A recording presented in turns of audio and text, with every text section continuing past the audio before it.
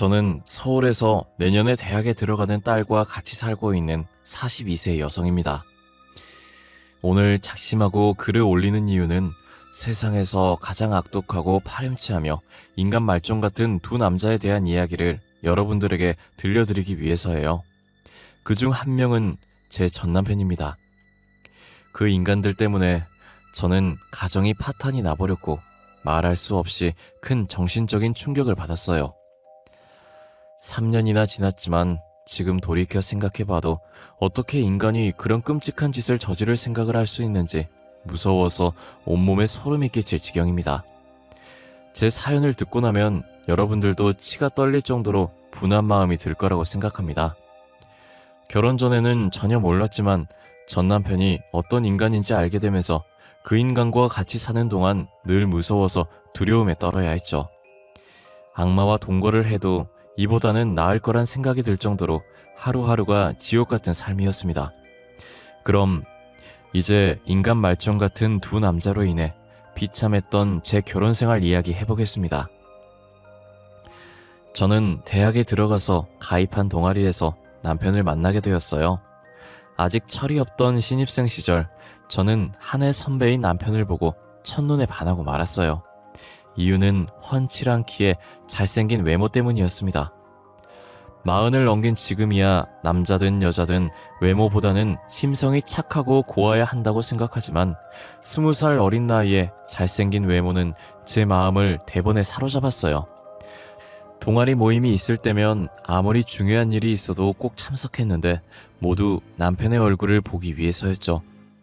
그렇게 1년 정도 혼자 짝사랑했지만 고백은 엄두도 내지 못하고 소가리만 하고 있었는데 2학년이 되어서 남편과 가까워지는 결정적인 사건이 터졌습니다. 서로 연인 관계가 되어서 교제를 시작하기도 전에 깊은 관계를 맺고 말았던 거예요. 여름방학이 시작되자 2박 3일 일정을 잡고 설악산으로 동아리 단합대회를 가게 되었어요. 이틀째 되던 날 다른 선후배는 야간 산행을 떠났는데 전 이상하게 몸살 기운이 있어서 숙소에 남아 있었어요. 그런데 얼마 뒤에 남편이 혼자 숙소로 돌아왔어요. 정민 선배, 왜 혼자 돌아왔어요? 산을 타다가 재수없게 발목을 접질렀어. 어머, 괜찮아요? 어디 봐요. 괜찮아. 찜질하고 쉬면 나을 거야. 걱정하지 마. 저는 남편을 위해서 냉장고에 있는 얼음을 꺼내 냉찜질을 해주었습니다. 그리고 청춘 남녀가 단둘만 숙소에 있으니 분위기가 묘해졌습니다. 분위기에 휩쓸려 선배와 하룻밤까지 보내고 말았습니다. 처음부터 저는 남편에게 호감이 있었지만 그렇게 빨리 사랑을 나누게 될 줄은 꿈에도 몰랐어요. 하지만 그 일을 계기로 남편과 저는 동아리에서 인정하는 공식 커플이 되었으니 소원을 이룬 셈이었죠. 그런데 한 달 뒤에 몸이 뭔가 이상하고 찜찜한 생각이 들어서 임신 테스트를 해봤는데 아니나 다를까 양성 반응이 나오고 말았어요. 저는 눈앞이 캄캄해지고 날벼락을 맞은 심정으로 이제 어쩌면 좋냐고 남편에게 울면서 말했는데 남편은 아주 태연한 표정이었어요. 뭘 어떻게 해? 같이 살아야지. 우리 어차피 결혼할 거 아냐? 그렇기는 한데 이게 뭐야. 대학 졸업도 안 했는데 애가 생기다니 어떡해. 어차피 생길 애잖아. 원래 애는 빨리 나와서 후딱 키우는 거라고 하더라고. 아니 선배, 지금 남 이야기 하는 거야? 결혼만 하면 무슨 수가 생겨? 우리 둘 다 학생인데 애를 어떻게 키울 거냐 말이야. 사람이 죽으란 법은 없거든. 걱정하지 마. 다 방법이 생기겠지. 걱정이 늘어진 저와는 반대로 남편은 뭐가 그리 좋은지 싱글벙글 천하태평이었어요. 그래도 자기가 저지른 행동을 피하지 않고 당당하게 책임을 지겠다는 남편을 보니 이 남자라면 평생 같이 살아도 되겠다는 믿음이 갔어요. 얼마 뒤에 저는 인사를 드리러 시댁에 갔습니다. 혼전 임신을 아는 시아버지는 제가 인사를 드려도 얼굴을 휙 돌려버리셨어요. 그리고 남편에게 짜증을 내시는 겁니다. 호적에 잉크도 안 마른 놈이 어디서 못된 것만 배워서 애부터 만들어? 아주 잘하는 짓이다. 시아버지의 말에 저는 부끄러워 얼굴이 달아올라 고개를 숙였는데 시어머니가 나섰습니다. 이게 전부 당신 닮아서 그런 거라고요. 꿈 많은 처녀였던 나를 임신시켜서 인생을 완전히 망친 사람이 누군데 그래요? 아이, 그때하고 지금하고 세상이 같아? 옛날에야 손이 귀하니까 애부터 만들었지만 요즘 덮어놓고 임신부터 하는 사람이 누가 있어? 시끄러워요. 아무튼 다른 사람은 몰라도 당신은 세기 임신을 따질 처지가 아니에요. 알았어요? 아이, 나 원참... 시어머니가 확실하게 못을 박자 시아버지도 무안해서 헛기침을 하시더니 입을 다물고 말았어요. 시어머니도 혼전 임신으로 남편을 가졌던 거예요. 내가 정민이 놈만 안 생겼어도 저런 날건달 같은 인간하고 살맛대고 사는 끔찍한 일은 없었을 텐데. 아휴, 내 팔자야. 시어머니는 그 아버지의 그 아들이라는 말처럼 남편도 대를 물려 결혼 전에 애부터 만들었다고 하시면서 제 손을 잡고 따뜻하게 웃으셨어요. 애야, 아무 걱정하지 마라. 철없는 불장난이지만 이왕 벌어진 일 애 낳고 잘 살도록 해라. 내가 도와줄 테니 대학 공부도 포기할 생각하지 말고 계속 하거라. 알았지? 네, 어머님, 감사합니다. 정민이 놈이 아직 철이 없고 망나니 같아서 걱정이다만 힘든 일 생기면 뭐든지 나하고 의논해서 해결하도록 해라. 시어머니의 말을 들으니 앞날이 걱정되어서 무거웠던 마음이 조금은 가벼워지고 자신이 생겼습니다. 양가 부모님들은 제 배가 눈에 띄게 불러오기 전에 식을 올려야 한다고 생각하셔서 서둘러 결혼식을 올렸고 저는 대학도 졸업하기 전에 딸을 낳고 유부녀가 되었어요.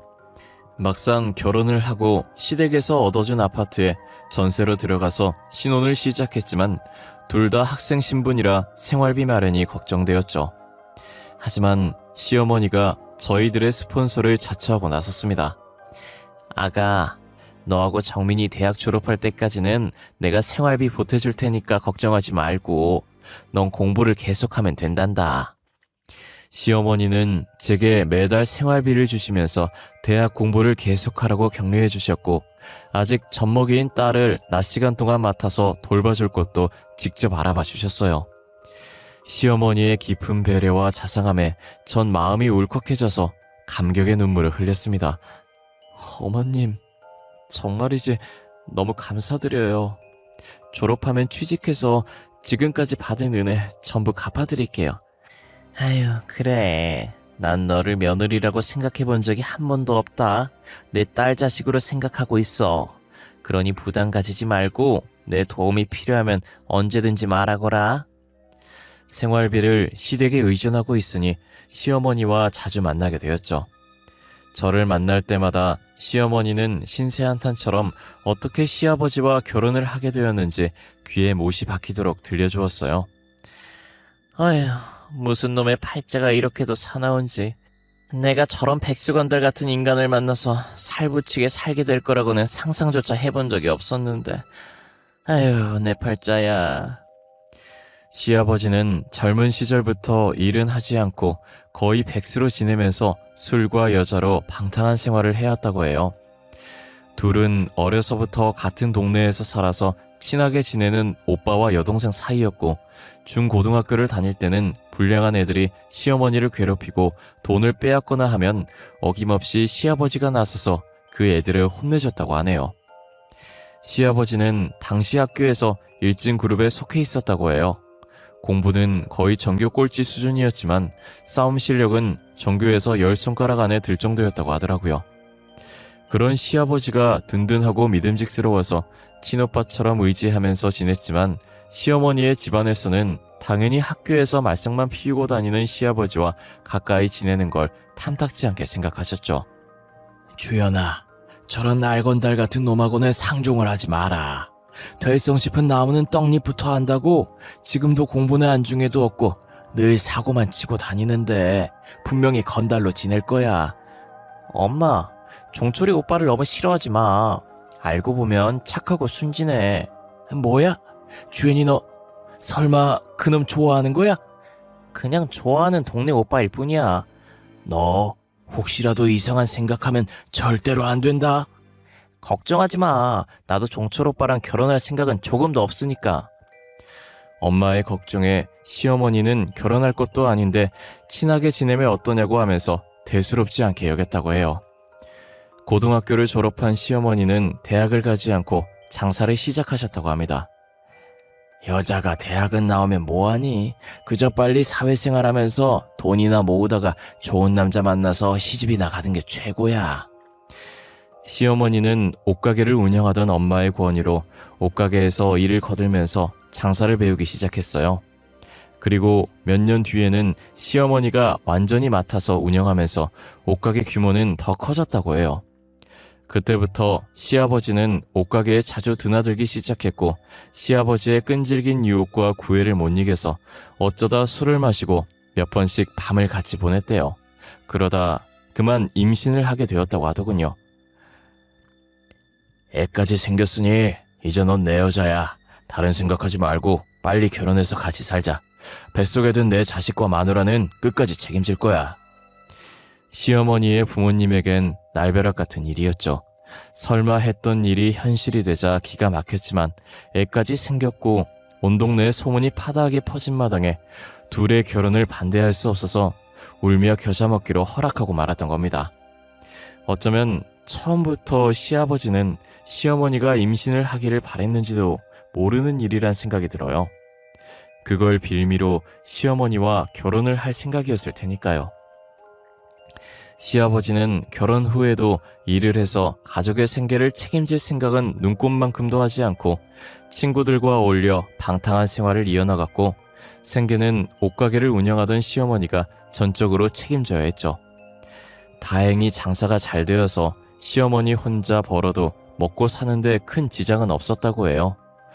어쩌다 시아버지 같은 한량을 만나서 고생을 해왔지만 시어머니는 억척 같았고 생활력이 강한 여성이었어요. 생계를 전적으로 의존하다 보니 돈 문제가 나오면 시아버지는 큰 소리를 치다가도 꼬리를 내려야 했죠. 그리고 제게는 남편보다 더 든든한 지원군이었어요. 애 때문에 힘든 상황이 생기면 장사를 하느라 바쁜 와중에도 선뜻 딸을 맡아서 봐주셨어요.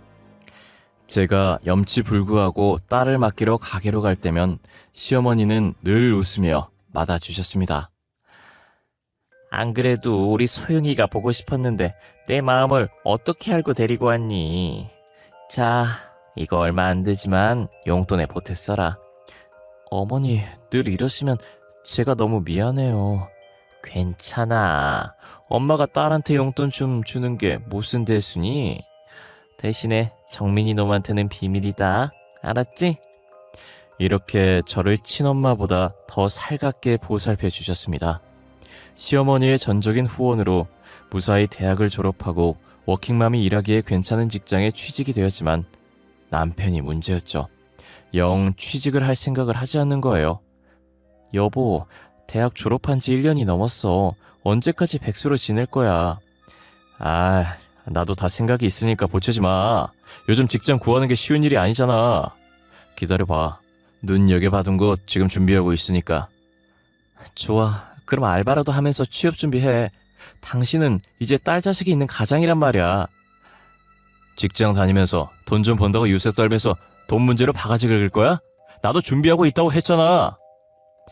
하지만 남편이 말과는 다르게 매일같이 친구들과 어울려서 술을 마시거나 PC방이나 당구장에 모여서 허송세월을 한다는 걸 저는 잘 알고 있었어요.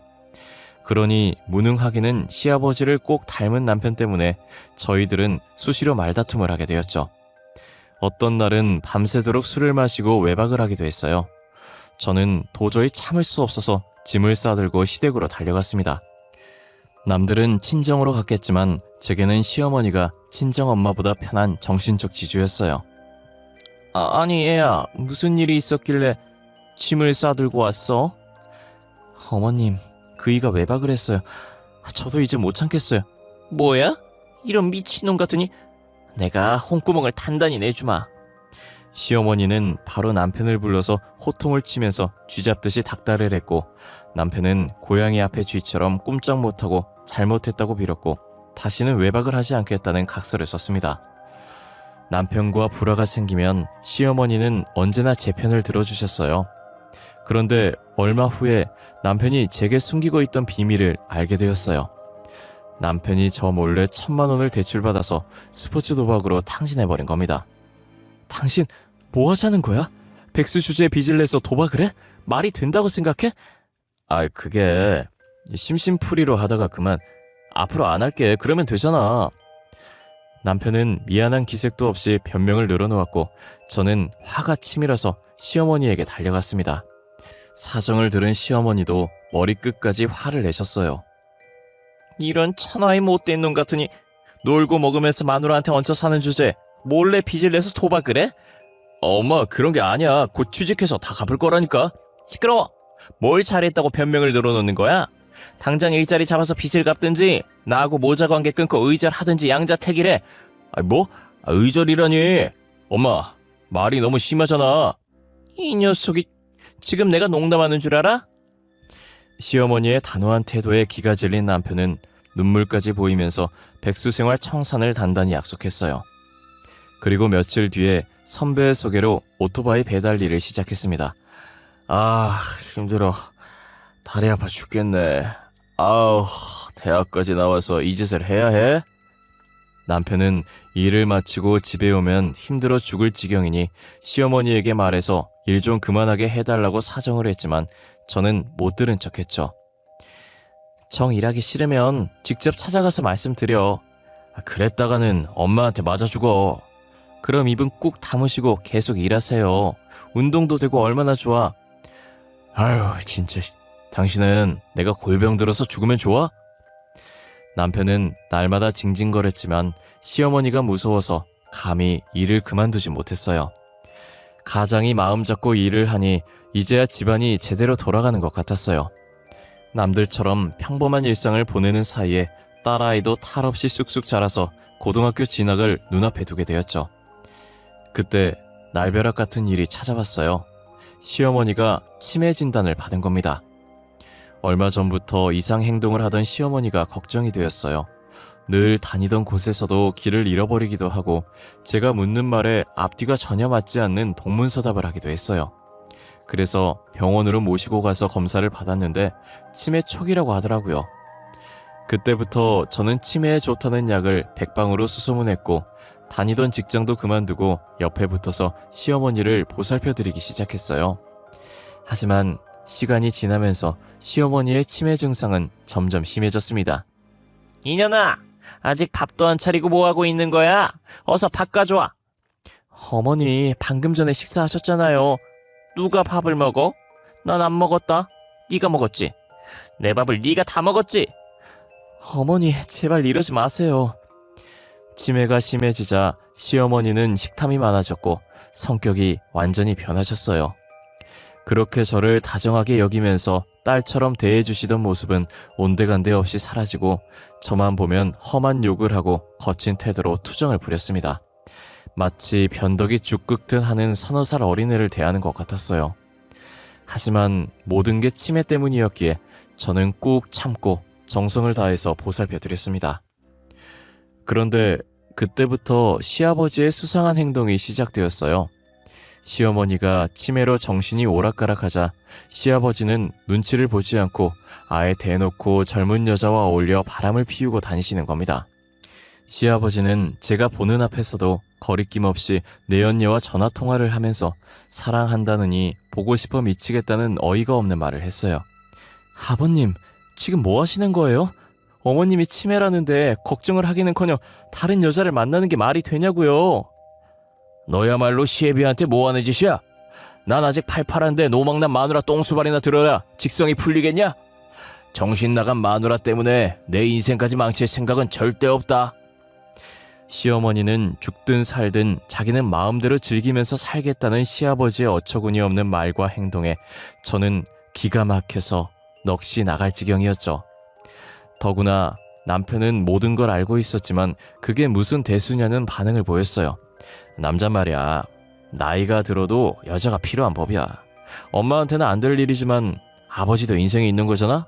뭐 엄마 수발은 당신이 알아서 해야 하는 거고. 남편은 은근슬쩍 시어머니를 돌보는 일은 제 몫으로 만들어 버렸어요. 사실 남편은 시어머니가 치매 진단을 받고 성격이 달라진 후로 시댁에는 발길을 끊어버렸어요. 엄마가 아프다는데 아들이란 인간이 어쩌면 저렇게 태어나고 무심한지 혀를 내두를 지경이었어요.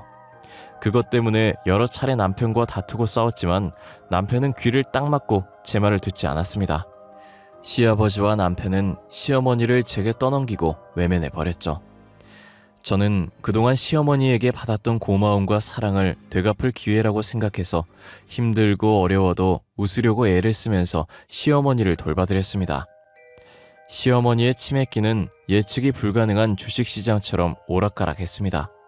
어떤 날은 예전의 모습 그대로 정신이 또렷했다가 또 어떤 날은 오물이 묻은 기저귀를 제게 던지면서 욕을 하기도 하셨어요. 그럴 때는 정말이지 참담한 심정이었지만 눈물을 꾹 참으며 뒤처리를 해야 했어요. 얼마 후에 저는 시아버지의 내연녀와 대면을 하게 되었어요. 세아가, 오늘 4시 애미 상태는 어떠냐? 오늘은 괜찮으세요. 방금 잠이 드셨어요. 그러면 집 앞 카페로 잠깐 나오거라. 내가 기니 할 말이 있다. 카페로 나가보니 제 또래로 보이는 젊은 여자가 시아버지의 옆에 딱 붙어서 다정하게 팔짱을 끼고 앉아 있었어요. 서로 인사해. 앞으로 자주 볼 사이니까. 반가워요. 치매에 걸리면 친자식도 내다버린다는데 고생이 많겠어요. 그녀는 시아버지의 내연녀였고 저하고는 겨우 3살 차이밖에 나지 않았어요. 시아버지는 딸보다 어린 내연녀와 딱 붙어서는 뭐가 그리 좋은지 입이 귀에 걸려서 연신 웃고 있었습니다. 그런 꼴을 보니 저는 기분이 상해서 빨리 자리에서 일어나고 싶은 생각밖에 나지 않았어요. 무슨 일로 보자고 하셨어요? 그게 말이다. 아무리 생각해봐도 네 시애미를 요양원에 맡기는 게 좋을 것 같구나.